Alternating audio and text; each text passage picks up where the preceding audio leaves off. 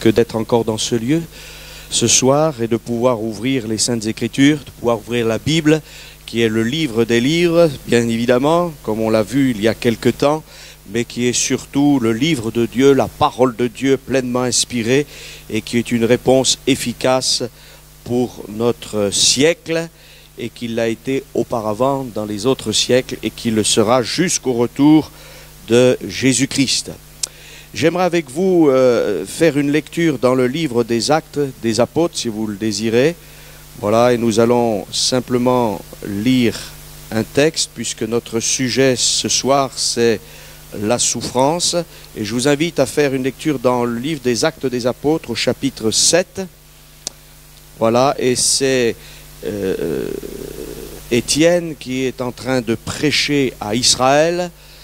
Voilà, et il rappelle les interventions de Dieu donc dans les siècles passés et notamment la délivrance d'Égypte. Et voici ce qui est écrit dans Actes chapitre 7 et verset 34. « J'ai vu la souffrance de mon peuple qui est en Égypte, j'ai entendu ses gémissements, et je suis descendu pour le délivrer. Maintenant, va, je t'enverrai en Égypte. » Amen. Bien sûr, il s'agit de la mission de Moïse pour les Hébreux, pour les Israélites, afin qu'ils sortent du joug de l'esclavage du pharaon égyptien, pour qu'ils puissent sortir de ce pays et atteindre le pays de la promesse. Et je suis persuadé, parce que la Bible n'est pas un livre d'hier ou même un livre de demain, c'est un livre d'aujourd'hui aussi, alléluia. Jésus-Christ est le même hier, aujourd'hui et pour l'éternité. Et le Dieu qui a vu les Israélites, les Hébreux qui souffraient en Égypte, c'est aussi le Dieu qui nous voit avec nos souffrances, avec nos détresses, avec nos problèmes. Et il ne reste pas indifférent, non seulement il voit la souffrance, il la connaît, mais il va intervenir pour changer les temps et les circonstances de nos vies. Je ne veux pas, en annonçant l'Évangile, dire qu'à partir du moment où nous nous convertissons, la souffrance va disparaître totalement de nos vies. Ce serait vraiment un mensonge. Mais j'aimerais dire que Dieu est un Dieu qui voit nos souffrances et qui est capable d'intervenir, qui est capable parfois d'ôter la souffrance complètement dans certains domaines ou de nous aider dans les temps de souffrance à tenir le bon cap jusqu'au jour où il viendra nous chercher. La souffrance, c'est quelque chose qui est là depuis des siècles et des siècles. Et bien évidemment, il n'y a pas un jour, il n'y a pas un mois où les hommes parlent de souffrance, qu'elle soit corporelle, physique, mentale, morale, psychologique, et nous découvrirons un petit peu toutes ces choses. Et bien évidemment, il y a une lutte permanente des hommes dans tous les domaines pour essayer d'éradiquer la souffrance. Et chacun vient avec ses méthodes, chacun vient avec ses compétences. Et nous savons qu'effectivement, il y a une part de l'homme pour soulager la souffrance. Il y a une part de l'homme aussi parfois pour éradiquer la souffrance. Mais la souffrance, d'une manière générale, n'a jamais été enlevée de l'humanité. Pourquoi? Parce que la véritable souffrance disparaîtra lorsque les rachetés seront dans le ciel. Il n'y aura plus, nous dit l'Écriture, de pleurs, il n'y aura plus de grincement de dents, il n'y aura plus de détresse, parce que l'œuvre complète de Christ aura été accomplie dans les cœurs, dans les consciences, et il y aura aussi, alléluia, le renouvellement de toutes choses, c'est-à-dire que ce monde de détresse, de pollution, de folie, eh bien, sera détruit pour un monde complètement nouveau. Amen. Et ça, c'est formidable. Mais la souffrance, nous la connaissons, nous la connaîtrons encore, mais il y a un type de souffrance que le Seigneur veut enlever, et à la place de la souffrance, il veut aussi nous donner de l'espérance. Amen. Alors je ne sais pas si vous avez cette espérance, mais vous savez que quand on a de l'espoir, il y a des souffrances qui disparaissent. Quand il y a la vie qui vient, la souffrance, elle disparaît. Et même si parfois nous souffrons, lorsque nous savons que nous souffrons pour le bon but, alors tout change. L'Écriture nous dit quelque chose d'extraordinaire. Elle nous dit que la maman qui attend un enfant, et vous qui avez été des mamans qui avaient mis au monde au moins un enfant, vous savez sans doute ce que c'est, que les souffrances, la maman qui sait, elle sait qu'elle va souffrir et elle va souffrir, mais une fois que l'enfant est né, elle oublie en partie ses souffrances, même si elles sont encore là. Et ces souffrances sont acceptées, ces souffrances sont prévues parce que le but est extraordinaire.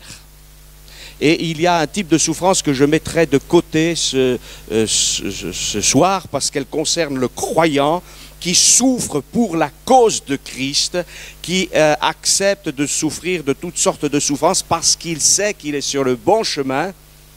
Amen. Parce qu'il sait que son but est glorieux et que quand il arrivera dans la patrie céleste, dans la maison paternelle, alors il oubliera toutes ces souffrances-là. Alléluia. Eh oui, c'est glorieux. Vous savez, c'est un petit peu comme quand quelqu'un a décidé d'arriver au sommet d'une montagne. Alors il sait que ça va être difficile, il s'équipe de bonnes chaussures, il s'équipe d'un bon sac à dos, il prend des réserves, il prend de l'eau, il prend de la nourriture et il sait que ça va être difficile. Il va souffrir, il le sait. Il va y avoir des difficultés, mais il a un but. Voilà.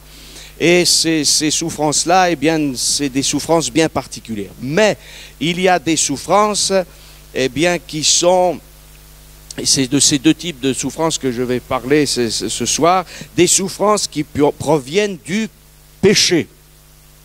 Et le péché, c'est justement manquer le but, s'engager sur un chemin où le but est mauvais, où le but est la mort, justement la détresse, la souffrance. Et quand on désobéit à Dieu, quand on se met en porte-à-faux par rapport à ce que Dieu dit, par rapport au dessein de Dieu, on est sur le mauvais chemin.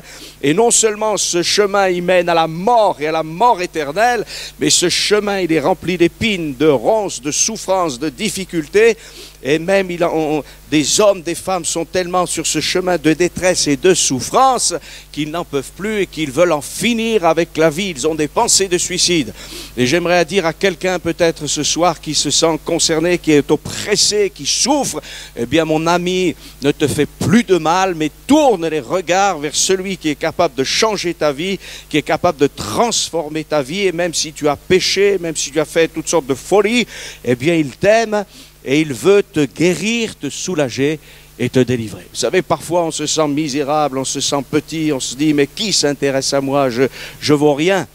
Mais notre Dieu est un Dieu qui nous aime. Alors, le péché, la souffrance, c'est une conséquence du péché. Et la conséquence du péché, le péché, c'est la désobéissance à Dieu, c'est mépriser Dieu, mépriser sa parole, c'est placer des choses au-dessus de Dieu alors qu'elles sont normalement au-dessous de Dieu. Et il y a quelque chose qui est parfois difficile à accepter, c'est que dans notre monde, très souvent, on pense que la souffrance, elle vient uniquement de l'extérieur, elle vient uniquement des autres, elle vient uniquement de la fatalité.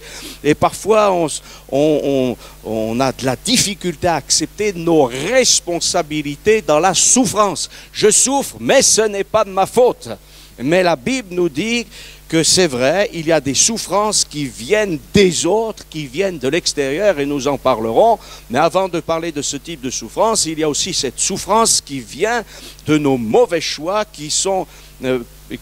cette souffrance, elle provient du fait que nous avons non seulement fait des mauvais choix, mais que nous avons désobéi, que nous avons péché. Elle ne vient pas forcément des autres, mais elle vient de nous-mêmes. Et ça, c'est difficile à accepter, mais néanmoins, il faut l'accepter. Et puis, il y a aussi la souffrance qui vient des mauvais choix des autres, qui proviennent des autres, il y a aussi cette souffrance qui est une conséquence générale du péché dans l'histoire de l'humanité. La Bible nous dit que le péché est entré par un seul homme, Adam, et que si tous n'ont même pas péché comme Adam, eh bien tous sont néanmoins sous l'empire du péché. Il n'y a pas un juste, pas même un seul, tous sont pécheurs, mais heureusement, alléluia, nous avons lu un texte qui nous montre que Dieu regarde les pécheurs, regarde les hommes, les femmes, les enfants, les adolescents, les jeunes, les vieillards, tous ceux qui sont des êtres humains, qui sont sous l'empire du péché, et il voit leur souffrance. Et si Dieu est intervenu pour délivrer Israël et les faire sortir d'Égypte, il y a quelque chose de plus grand avec la venue de Jésus-Christ. Amen. Lorsque Dieu a vu la souffrance des Israélites, il dit à Moïse, je suis descendu pour les délivrer. D'accord? Mais Dieu descend en quelque sorte pour intervenir, et là il va envoyer un homme qui s'appelle Moïse. Et Moïse va, avec la puissance de Dieu, faire toutes sortes de miracles pour faire sortir ce peuple. Mais bien sûr, c'est un peuple qui est sorti de l'esclavage du travail, de l'esclavage de certaines choses, d'un certain esclavage spirituel aussi, mais ce n'était qu'un peuple. Mais il y a quelqu'un qui est descendu du ciel, c'est le Fils de Dieu. Alléluia, c'est pas Moïse, un homme de la terre avec ses défauts, mais le Fils de Dieu parfait, alléluia, est descendu sur la terre. Amen. Non pas pour sauver quelques Israélites ou quelques personnes qui étaient sur la terre d'Israël à cette époque, mais il est venu pour sauver tous les hommes. Amen. Et dans le livre du prophète Ésaïe au chapitre 53, il y a là la prophétie merveilleuse du Messie qui vient s'occuper, bien sûr, du salut de l'âme, purifier le cœur des gens, qui intercède pour les coupables, mais qui vient aussi intervenir pour les souffrances de l'humanité. Alléluia. Donc ce soir, je crois que Dieu est un Dieu qui veut guérir. Amen. C'est un Dieu qui veut délivrer, qui veut nous faire sortir d'une certaine souffrance, de nos folies. Et si nous lui demandons pardon, si nous demandons grâce, il va intervenir. Et si c'est les autres qui nous ont fait des problèmes, et s'il y a là, dans le plus profond de notre cœur, des souffrances qui sont là depuis des années, peut-être depuis des dizaines d'années, il y a quelqu'un qui peut aussi enlever ces souffrances. Amen. Il y a un baume, nous dit l'Écriture, en Galade. Il y avait dans l'Antiquité, particulièrement du temps de Jésus, il y avait des baumiers. Voilà, et c'était une plante qui pouvait fermer les plaies. Je crois que la souffrance, c'est quelque chose qui reste là, et parfois même qui est inconnu de notre entourage. Il y a des souffrances extérieures connues de tous, mais il y a des souffrances intérieures. Alors, ce soir, j'aimerais vous dire, chers amis, et frères et sœurs aussi, que Jésus n'est pas venu en vain. Alléluia. Et non, il n'est pas venu en vain. Et quand on regarde les évangiles, Jésus s'occupe particulièrement de ceux qui souffrent. Non? Eh oui. Et particulièrement ceux qui souffrent viennent vers lui. Alors ce soir, vous avez fait le bon choix de venir ici, non pas à cause des chrétiens que nous sommes, de nos capacités, mais à cause de la capacité glorieuse du Fils de Dieu, de Jésus-Christ, qui est aussi Fils de l'homme, qui peut nous comprendre. Parce que vous voyez, Dieu dit, j'ai vu la souffrance de mon peuple en Égypte, mais Jésus a connu lui-même la souffrance en tant qu'homme.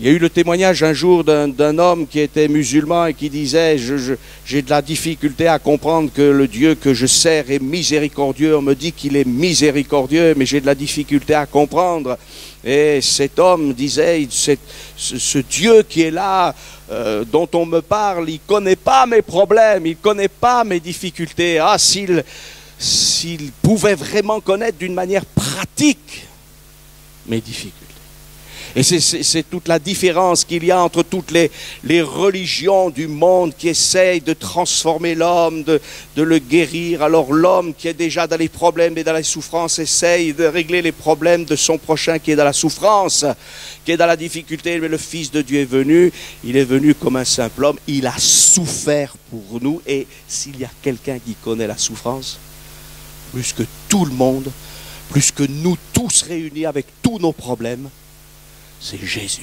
Amen. Que faisait Jésus? Il allait auprès des malades, il allait auprès de ceux qui étaient dans le deuil, il allait auprès de ceux qui étaient les exclus de la société, il allait auprès de ceux qui étaient dans des problèmes pas possibles. Et la Bible nous dit que justement, même on a reproché à Jésus d'être au milieu de ces gens-là, d'être au milieu de ces gens qui souffrent. Mais Jésus a dit ceci, ce ne sont pas les bien portants qui ont besoin de médecins, mais ce sont les malades. Et oui. Et on peut être d'ailleurs en pleine forme physique, quelque part, ou à une bonne santé, parce que le moral joue toujours sur le physique quand même, mais on peut être comme dans une bonne santé et avoir une souffrance terrible dans d'autres domaines.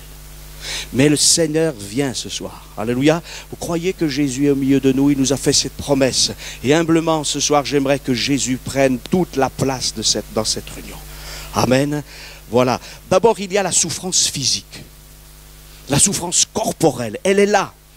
Et la souffrance physique, elle a plusieurs origines, parce qu'il faut voir l'origine de la souffrance. Vous savez que parfois on veut soigner, et quand on n'est pas médecin ou quand on ne fait pas partie du corps médical, on fait un peu n'importe quoi. Hein. C'est pour ça que les gens qui font partie du corps médical disent attention à l'automédication. Non. Eh oui, parce que vous allez prendre un aspirine pour quelque chose qui n'a rien à voir. Hein, vous allez dire, il faut que je prenne des antibiotiques. Il ne faut surtout pas prendre des antibiotiques. Alors, pourquoi? Parce qu'on ne connaît pas l'origine du mal, on ne connaît pas la nature du mal. Et l'une des choses très importantes, c'est que Jésus, toute l'Écriture, nous donne l'origine du mal, d'où le mal vient, et la nature du mal. Dieu n'est pas celui qui veut le mal de l'humanité, mais parce que l'humanité a choisi le camp de l'adversaire de Dieu, alors il s'est placé sous le joug. Et ôter la souffrance, c'est une chose, mais il faut... vous savez qu'on peut enlever la souffrance de quelqu'un qui souffre en lui mettant des doses de morphine. Oui. Mais on peut complètement, excusez-moi, l'ensuquer, mais le mal sera toujours là. Et s'il y a quelque chose que Dieu ne veut pas faire, c'est simplement soulager la souffrance et que le mal reste pour nous entraîner vers la mort et la mort éternelle. Non, Dieu veut aller jusqu'au bout, il veut aller à l'origine du mal. Et c'est pour cela que la Bible nous parle du péché. Et tant qu'il y aura des chrétiens sur cette terre, je dis des chrétiens authentiques, des chrétiens nés de nouveau, ils parleront du péché, alléluia, ils parleront du mal, mais ils parleront aussi de celui qui est venu régler le problème du péché, l'agneau de Dieu qui ôte le péché du monde et qui soulage l'opprimé, qui guérit et qui délivre. Alors la maladie, bien sûr, elle peut venir d'abord de la conséquence générale du péché de l'humanité. Voilà, parce que depuis que les hommes ont quitté le jardin d'Éden, ils se sont retrouvés avec toutes sortes de problèmes, de difficultés, et d'une manière générale, il y a toutes sortes de choses qui peuvent nous rendre malades corporellement, physiquement. Ça peut être la pollution, le manque d'hygiène, de soins, la mauvaise éducation, mauvaise alimentation, toutes sortes de fléaux, d'épidémies, et on subit finalement le péché général de l'humanité. On n'a pas fait forcément des folies, et puis on est malade.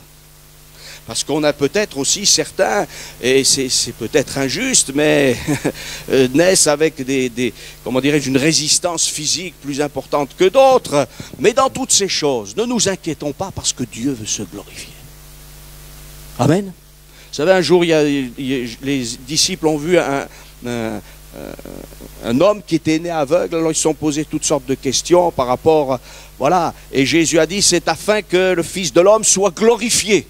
Alors ne te pose pas la question et ne dis pas, si j'avais une meilleure santé, pourquoi est-ce que j'ai pas une meilleure santé? Pourquoi est-ce que je ne suis pas comme monsieur ou madame Intel? Lui c'est un roc, c'est formidable.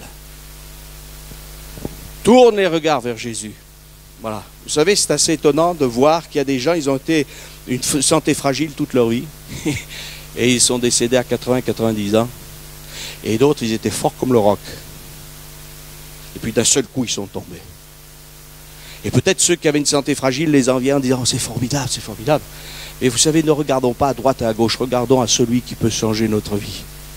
Parce qu'à force de regarder à droite et à gauche, eh bien, on se fait plus du mal et encore on souffre encore davantage. Non, il faut regarder à celui qui suscite la foi. Alléluia. Et ce soir, ne croyez pas les sornettes de ce monde. C'est vrai qu'il y a des capacités dans notre monde scientifique qui peuvent soulager la souffrance et c'est très bien. mais l'éradiquer complètement, ça c'est toute autre affaire. Jésus vient pour guérir. Alléluia. Et si tu as peut-être rien fait de mal, tu as une vie équilibrée, tu es malade, eh bien Jésus veut manifester sa grâce pour ton corps malade ce soir. Amen. Crois qu'il est capable de te guérir. Alléluia. C'est pas un pasteur qui guérit, c'est pas une église qui guérit. C'est la foi placée dans celui qui est mort au calvaire et qui est ressuscité d'entre les morts. Il a mis la mort en détresse, c'est le cas de le dire. Il a triomphé de la mort. Alors celui qui a triomphé de la mort peut aussi triompher de la maladie. Amen. La souffrance physique peut aussi venir d'un péché particulier. Et si je suis malade, il faut aussi, à cause d'un péché particulier, à cause d'une faillite, d'une faiblesse particulière, il faut non seulement que je demande la guérison, mais que je demande à Dieu de me délivrer de ce qui m'entraîne dans la maladie. Eh oui.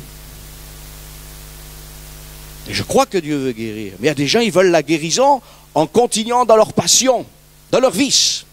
Et notre monde cherche très souvent cela. Très souvent cela, on dit on peut vivre n'importe comment. Mangeons. Et parfois on mange trop et mal. Et attention à ce qu'on fait. Parce que Dieu nous a créés pour l'équilibre. On fume. On se drogue. On boit de l'alcool. Et puis on dit je veux vivre libre. Mais c'est un esclavage. Et manger, mal manger, trop boire, et même boire parfois des choses, c'est pas forcément de l'alcool.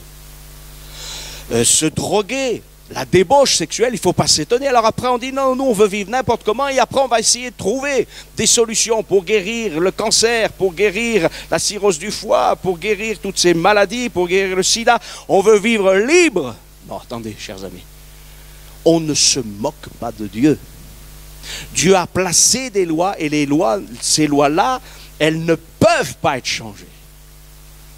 Tant de souffrance pour tant de folie. Mais quelqu'un va me dire, oui, mais voyez, monsieur, et vous avez, c'est un raisonnement, j'arrive pas à me libérer. Eh bien, ami, si tu n'arrives pas à te libérer, Jésus est capable de le faire. Amen.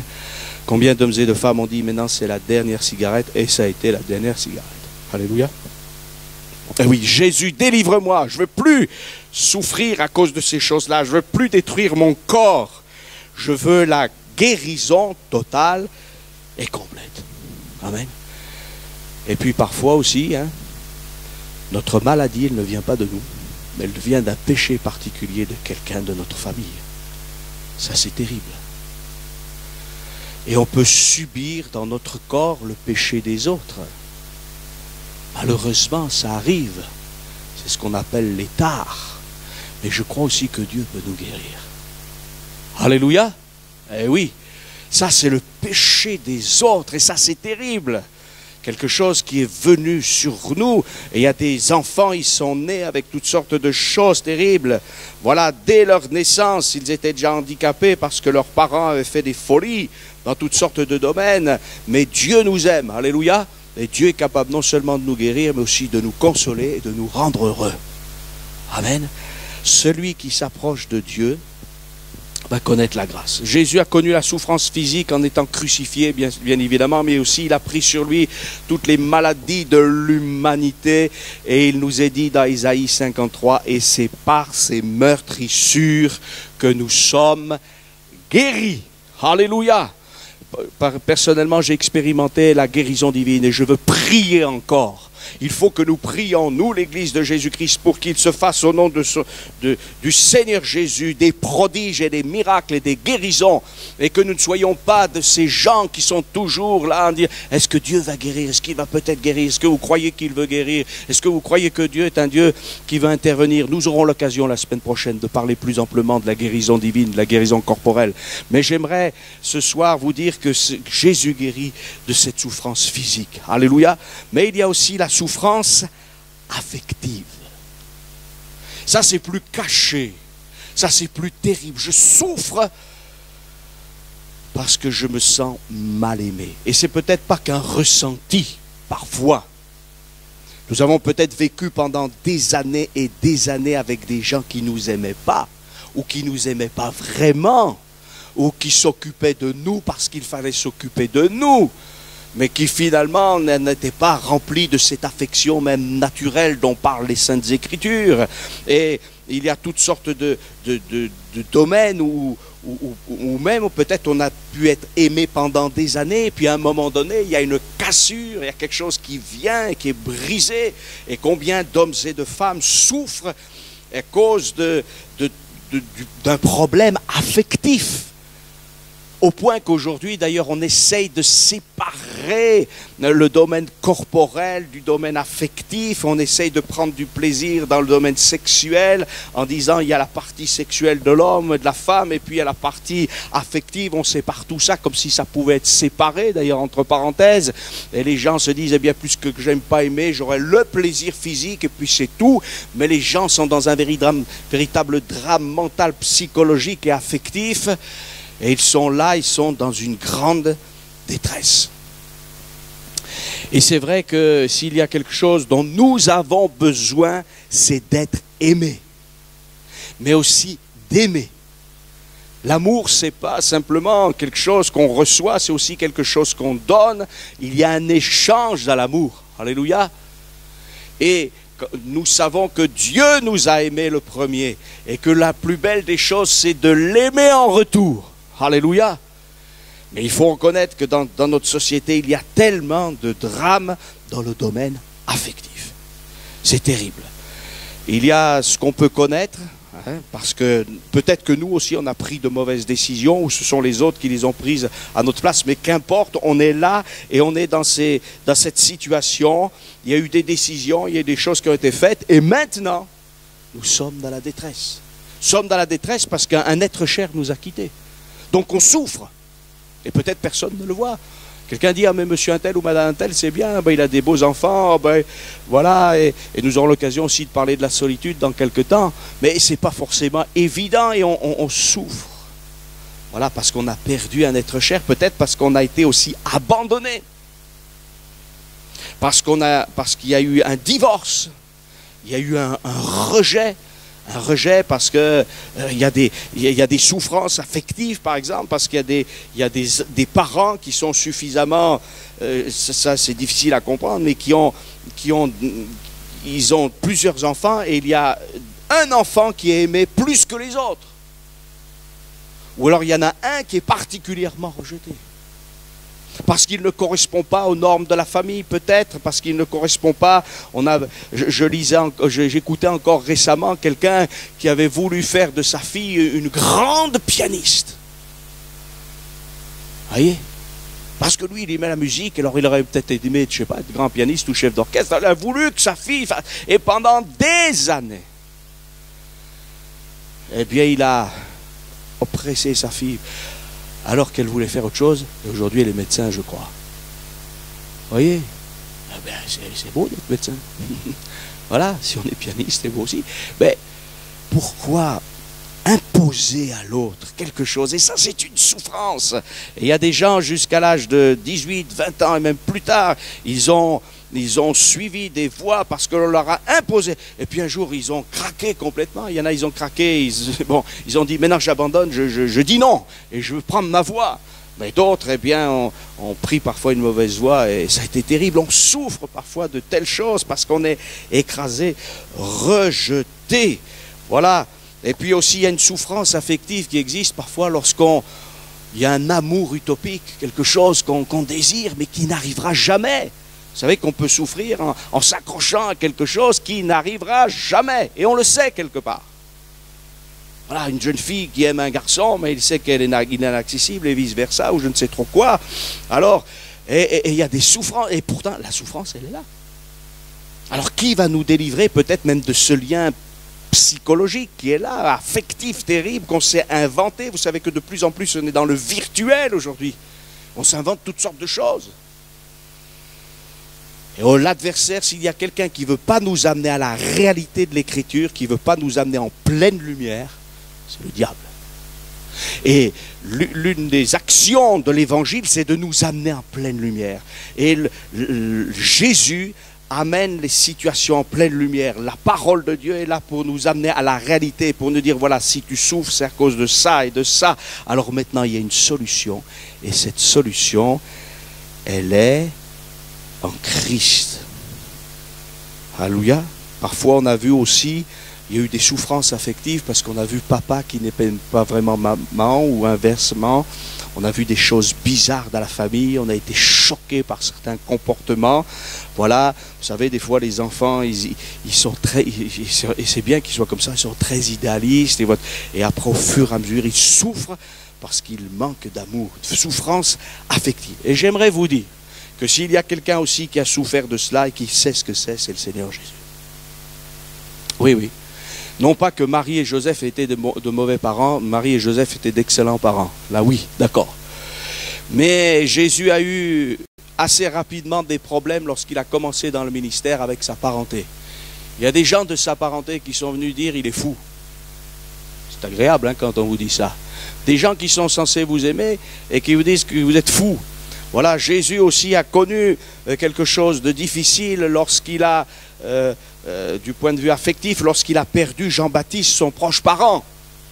Et là, il voulait se retirer tranquillement pour prendre un petit peu un temps paisible, mais la foule viendra avec ses besoins immenses, et Jésus qui a été touché dans ses sentiments, eh bien, va quand même aimer la foule. Alléluia. Au moment où Jésus avait vraiment besoin de ses disciples, il aimait ses disciples, non? Vous ne croyez pas que Jésus aimait ses 12 disciples? Oui. Il les aimait, il les avait choisis, il avait vécu avec eux pendant 3 ans et demi. Et voilà qu'il va à la croix, et la Bible nous dit, tous l'abandonnèrent. Terrible ça, hein? Et d'ailleurs, lorsque Jésus va revoir Pierre après sa résurrection, qu'est-ce qu'il va lui dire? Pierre, m'aimes-tu? Et Pierre, qui est un homme qui est honnête, ne va pas utiliser le même mot que Jésus lui dit, parce que nous, pour aimer, on a le même mot en français, mais Jésus lui dit, est-ce que tu m'aimes de cet amour absolu, de cet amour divin? Et Pierre lui dit, je t'aime comme un ami, comme un simple ami. Parce qu'il a bien réalisé sa faillite. Mais ce Pierre, qui là confesse qu'il n'a pas encore la force d'aimer Dieu et d'aimer Jésus-Christ de cet amour divin, finira vraiment par l'aimer.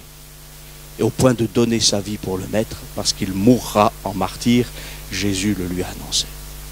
Donc, vous voyez, il y a des moments où on a des difficultés. Et Jésus a connu ces difficultés. Et c'est pour cela qu'il est là et il est capable d'intervenir en notre faveur parce qu'il veut changer notre vie. Isaïe 53, je reprends Isaïe 53 nous dit « Méprisez et abandonnez des hommes, hommes de douleur, habitués à la souffrance. » Vous voyez, il n'est pas question là dans ce verset du moins, de la souffrance physique, mais de cette incompréhension. Et parfois on est incompris. Voilà, et ça crée une souffrance aussi psychologique. Parce que la souffrance affective, elle entraîne aussi une souffrance psychologique. C'est-à-dire qu'on ne sait plus comment s'en sortir. Heureusement, s'il y a quelqu'un qui sait s'occuper de notre âme, parce que c'est ce que ça signifie, psyché, notre âme, c'est le Seigneur Jésus. Alléluia, il est venu sauver notre âme aussi. Et pour que ça fonctionne bien dans notre psychisme. Alléluia. Et parfois, il y a toutes sortes de choses qui sont là. Et quand parfois on a des problèmes corporels ou affectifs, il y a quelque chose qui arrive qui s'appelle la déprime. Et parfois pire, c'est la dépression. Voilà, dû à des chocs. Voilà, et la dépression, elle peut être là, dû à un choc affectif, un choc au niveau peut-être là du travail. Peut-être d'un manque de reconnaissance. Vous savez, il y a des gens qui disent « Oh, lui, oh, bon, il est transparent. » On n'est pas transparent pour Dieu. Personne n'est transparent pour Dieu. La Bible nous dit, car Dieu a tellement aimé le monde, alléluia, qu'il a fait un cadeau à l'humanité, un don. Il a donné son Fils.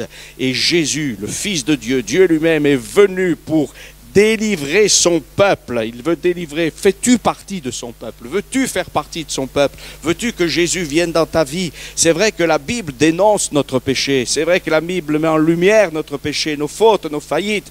Mais la Bible nous dit que Jésus pardonne les péchés. Alléluia. Et Jésus veut aussi, eh bien, nous conduire à sortir de la souffrance et ou parfois à dominer la souffrance afin de ne pas tomber, eh bien, dans la détresse. Parce que la souffrance peut nous amener dans une détresse terrible. Alors peut-être que tu es dans la dépression à cause de toutes sortes d'événements extérieurs qui sont venus dans ta vie. Tu ne sais pas comment t'en sortir. Tu es là. Voilà. Mais le Seigneur va t'aider. Alléluia. Voilà. Et puis aussi une dépression qui vient. Il y a des choses qui sont là sur nos vies et qui sont terribles parce que c'est vrai, peut-être que les gens nous ont fait du mal, mais la Bible nous dit aussi, et Jésus nous dit, de pardonner. Et si nous voulons être délivrés de ce qui nous écrase, de cette souffrance psychologique, de ce qui est là dans notre vie, il faut aussi crier à Dieu et dire, Seigneur, aide-moi à pardonner. Je veux pardonner à ceux qui m'ont fait du mal. C'est pas ce que Jésus a fait, non? Et oui, et c'est difficile ça. Vous allez me dire, oui, mais lui, il était le Fils de Dieu. Oui, mais il était cloué sur une croix, couronné d'épines. Il avait été flagellé. On avait blasphémé sur lui, on l'avait rejeté, on l'avait méprisé. Et c'est pour cela qu'Ésaïe dit, homme de douleur, habitué à la souffrance. Voilà, rejeté par sa famille, incompris par ses parents quand même à un moment donné, rejeté, abandonné par ses disciples. Voilà, crucifié comme un escroc, un bandit, alors qu'il ne méritait rien. Il était sans péché. Il était dans le ciel sans souffrance, servi par les anges, adoré par les anges. Et voilà qu'il accepte de souffrir. Et pourquoi accepte-t-il de souffrir? Pourquoi accepte-t-il d'être abandonné de tous, d'être méprisé de tous, d'être rejeté par tous? Lui, le plus élevé, lui par qui tout existe et pour qui tout existe. Il accepte l'infamie, la souffrance la plus abjecte parce qu'il nous aime. Alléluia. Il a été crucifié pour mes péchés. Il a été crucifié pour vos péchés. Il a été meurtri pour ma guérison. Il a été meurtri pour votre guérison. Alléluia. Et ça, c'est important. Alors, si tu veux sortir de la déprime, si tu veux sortir de la dépression, il faut aussi que tu apprennes et que tu demandes au Seigneur à pardonner. Alléluia. Ça ne veut pas dire ta déprime, elle vient peut-être pas forcément de là, hein. Elle vient peut-être d'ailleurs, mais qu'importe. Voilà, que ce soit d'ailleurs, que ce soit de telle ou telle origine, il faut crier à Dieu et dire, Seigneur, je veux maintenant régler ces problèmes. Vous savez que toute grâce de Dieu provient aussi d'une décision personnelle. Dieu ne nous force à rien.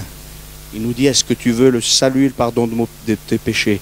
Alors repens-toi et viens à moi. Et moi, je vais te pardonner, je vais te transformer. Est-ce que tu veux sortir de cette souffrance? Tu es rempli de vengeance, d'amertume. Tu resteras dans les problèmes et dans la souffrance jusqu'à la fin de ta vie si tu ne veux pas régler cela. Donc, prends la décision aujourd'hui d'obéir à ma parole. Eh oui, il faut obéir. Et se décider. Seigneur, c'est difficile. Mais je prends la décision et tu vas m'aider. Récemment, je faisais une visite et quelqu'un me disait, vous voyez, eh bien, j'ai pris la décision et quand j'ai pris cette décision, j'étais en train de prier, je disais, c'est difficile, mais je prends la décision et je ne sais pas comment je vais y arriver, mais il a dit, Seigneur, je prends la décision et je compte sur tes forces. Et vous savez ce qui se passe quand on fait ça? Eh bien, ça marche. Ça marche. Ça marche parce que Dieu nous attend là. Et il attend justement qu'on lui dise, décide-toi à m'obéir. Et moi, si tu désires vraiment que obéir, je vais t'aider et je vais te soulager, je vais te guérir. C'est ça le défi de la foi. Vous savez, Seigneur, si tu le veux, tu peux me rendre pur. Moi, je veux que tu me rendes pur. J'ai décidé d'aller voir Jésus. Vous savez que c'était difficile pour ce lépreux d'aller voir Jésus.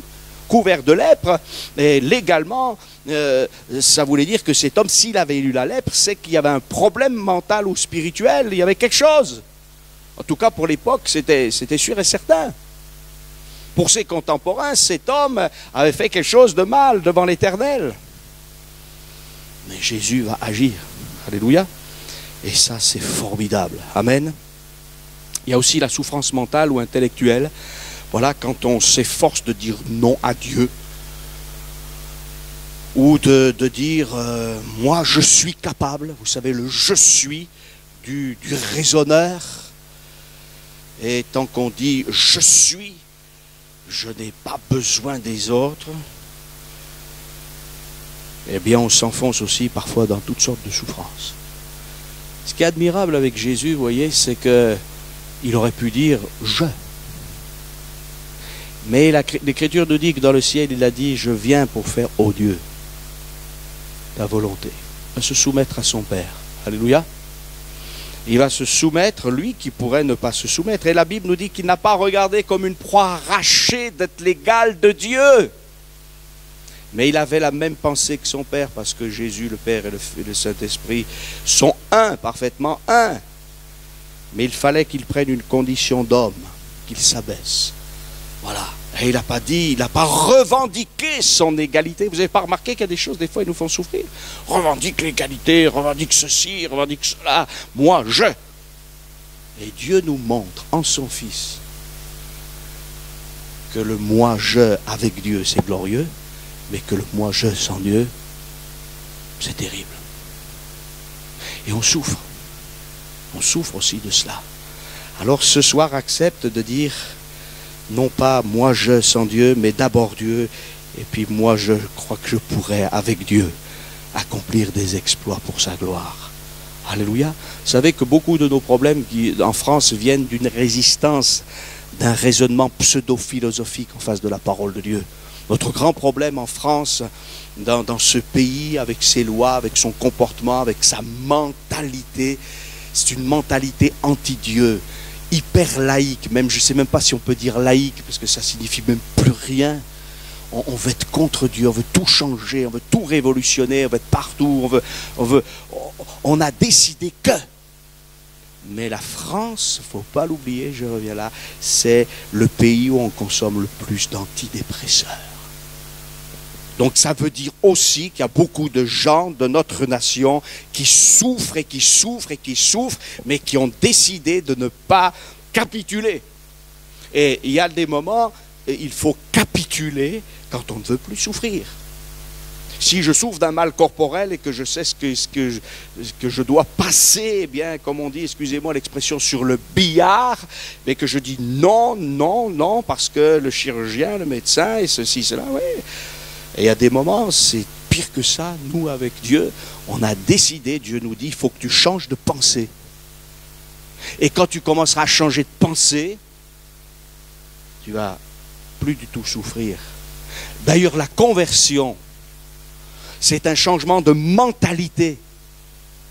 Beaucoup de croyants pensent que la conversion, c'est ne plus pécher, simplement. Oui, c'est cela, mais ça, c'est une conséquence de la conversion.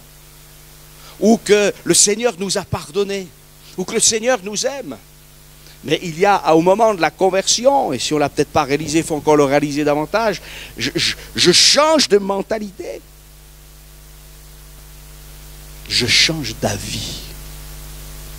Et comme je le dis récemment à propos des philosophes, c'est très difficile de changer d'avis. C'est une décision personnelle. Est-ce que tu veux changer d'avis pour ne plus souffrir ? Paul dira, nous amenons toute pensée captive à la pensée de Christ. Voilà. Non pas que ce soit la pensée unique, mais c'est la bonne pensée. C'est la pensée grande, glorieuse, divine.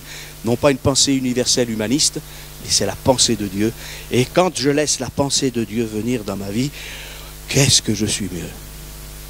Il y a des souffrances qui s'en vont. Alléluia. Puis il y a des souffrances qui sont aussi spirituelles. Parce que nous avons des pratiques spirituelles. Et toute pratique spirituelle engendre soit quelque chose de bon, si ces choses viennent de Dieu, soit des choses mauvaises. Paul dira que la véritable piété, elle est utile à tout. Formidable, vous vous rendez compte, quelque chose qui est utile à tout. Vous avez vu ça dans le monde? Hein? La piété est utile à tout, elle a les promesses de la vie présente, alléluia, et de la vie à venir. Donc il faut être pieux selon Dieu. Mais en accord avec la doctrine des Saintes Écritures, en accord avec l'œuvre de Jésus-Christ, la pensée de Jésus-Christ, la puissance du Saint-Esprit, le plan de Dieu, du Père éternel. Sinon, on va avoir encore des souffrances et encore des souffrances. Voilà. Et il y a des gens qui disent, oh ben je peux être chrétien, et puis peut-être, oui, oh, ben, l'astrologie un petit peu, le spiritisme, la magie, oh, puis il faut être ouvert aux autres religions. Non. Jésus dit, je suis le chemin, la vérité, la vie. Pas de mélange. Le mélange est rien pire que ça. Surtout ce mélange-là. On a besoin de la lumière. Je lisais, vous savez, il y a toutes sortes de livres des fois. Je suis tombé sur ce livre, je ne sais pas quoi. On a dû me le donner un jour, alors j'ai trié un peu quelques livres. Et puis, voilà, il y a des gens qui... Alors, dans ce livre, c'était marqué, l'Église primitive disait que Jésus était le porteur de lumière et qu'on l'appelait Lucifer. Voilà. Je lis ça, mais je dis, mais qu'est-ce que c'est ça? C'est pas l'Église primitive qui a dit ça. C'est l'Église qui a succédé à l'Église primitive. Parce que l'Église primitive, son message, il est dans le livre des Actes. Et dans les épîtres de Paul, de Pierre, de Jean, de Jude. Dans tous ses écrits du Nouveau Testament. Or, que dit ce Nouveau Testament? Que dit cette nouvelle alliance? Que dit Jésus lui-même? Il ne dit pas, je suis un porteur de lumière. Mais il dit, je suis la lumière du monde. Vous voyez, alors ça paraît bien, professeur un tel, un livre universitaire. Ben, faut le déchirer, excusez-moi. Hein. Parce que c'est un tissu de mensonge. Pharaon, Moïse est le fils d'une princesse égyptienne. Depuis quand? Et non. Hébreu né d'hébreu. Et il y a toutes sortes de choses qui sont là. Oui, mais vous savez, la tradition dit que. Tradition des hommes, nous n'en voulons pas. La tradition de Dieu, on en veut. Alléluia. Et parfois beaucoup de troubles. Alors on a voulu rajouter, le christianisme c'est bon, oui, mais vous savez, et aujourd'hui dans notre monde, alors on fait un mélange pas possible. Voilà, on fait un mélange pas possible. Et les gens prennent un petit bout de religion, de spiritualité là, un petit peu d'athéisme, un petit peu de je ne sais pas quoi, un petit peu. On est prêt, excusez-moi, à prendre à tous les supermarchés religieux. C'est pour cela que nous souffrons. Mais Paul dira, nous prêchons Christ. Et Christ crucifié, ressuscité dans l'être des morts, alléluia, mort pour nos péchés, qui nous fait grâce et qui revient des cieux. Alléluia. Et ce Jésus, il veut ôter la souffrance. Ésaïe 53, cependant, ce sont nos souffrances qu'il a portées. Alors si tu demandes pardon à Dieu pour tes péchés, si tu veux te dégager du piège du diable, eh bien il a porté tes souffrances. C'est de nos douleurs qu'il s'est chargé. Ne cherche pas d'une sorte de morphine spirituelle, une sorte de cachet qui va t'écraser aujourd'hui. Les gens même vont d'église en église, d'église évangélique. Ils cherchent un cachet. Ils cherchent un médicament, peut-être pas des piqûres, certainement pas, hein, mais plutôt par voie orale, ça va un peu mieux. Voilà. Alors on cherche quelque chose, mais il n'est pas loin de chacun d'entre nous, ce Jésus. Et c'est lui qui a tout accompli, c'est de nous de l'heure qu'il s'est chargé, et nous l'avons considéré comme puni, frappé de Dieu, humilié. Peut-être que jusqu'à présent tu as considéré que Jésus c'était une erreur historique. Non.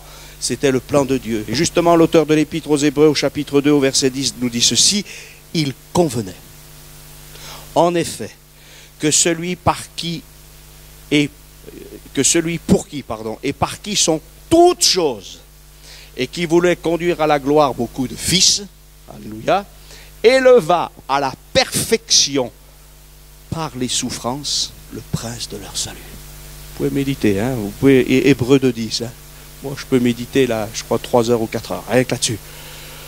Jésus a été au summum de la souffrance, et même l'Écriture ose dire à la perfection par les souffrances, pour nous conduire à la gloire.